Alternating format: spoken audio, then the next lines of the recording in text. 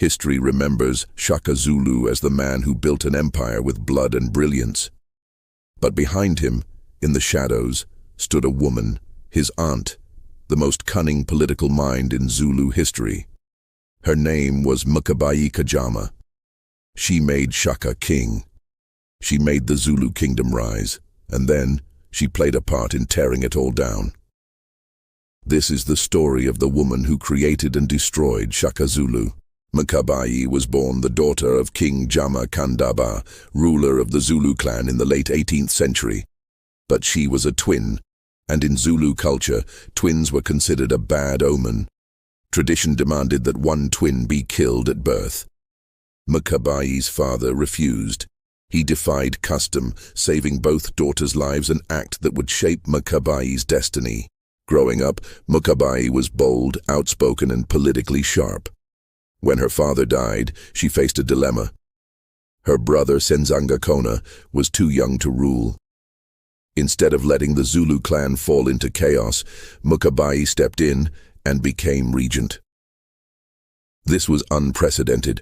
A woman leading a warrior nation was almost unthinkable, but Mkabayi proved herself ruthless and effective. Years later, Mkabayi arranged a marriage for her brother that produced a son, Shaka. But Shaka's early life was tragic. Rejected by his father, bullied as an outcast, he was sent away to live with his mother Nandi in exile. Mkabayi never forgot him.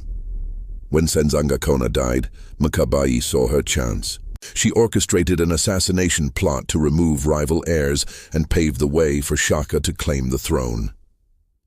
Through alliances and careful strategy, she summoned Shaka back to the Zulu heartland. By the time he arrived, he was already a brilliant warrior, trained under the Mthethwa.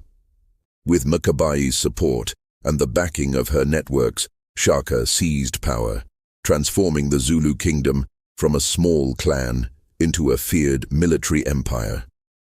Under Shaka's rule, the Zulu kingdom exploded in size and power. He revolutionized warfare, training his warriors to fight in disciplined formations, the legendary bull horn formation. Crushing rival tribes and absorbing them into the Zulu nation, Mkabayi stood at his side as an advisor, confidant, and power broker. She used diplomacy, marriage alliances, and assassinations to keep Shaka's enemies at bay. But as Shaka's empire grew, so did his paranoia. He executed rivals, family members, and even loyal warriors he suspected of betrayal.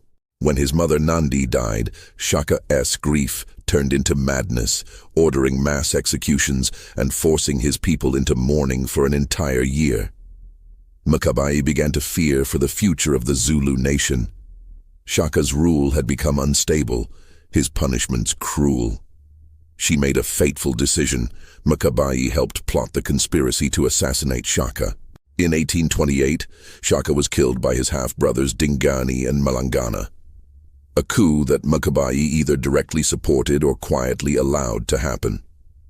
It was the end of Shaka's reign, but not the end of Mkabayi's influence.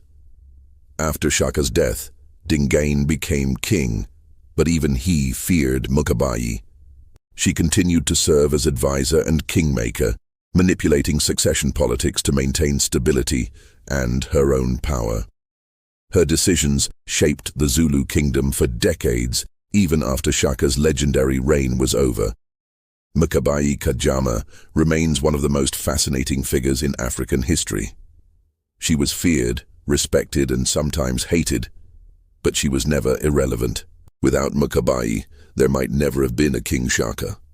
Without her, the Zulu kingdom might never have risen to greatness, and yet her actions helped bring about Shaka's death, ending the very reign she helped build.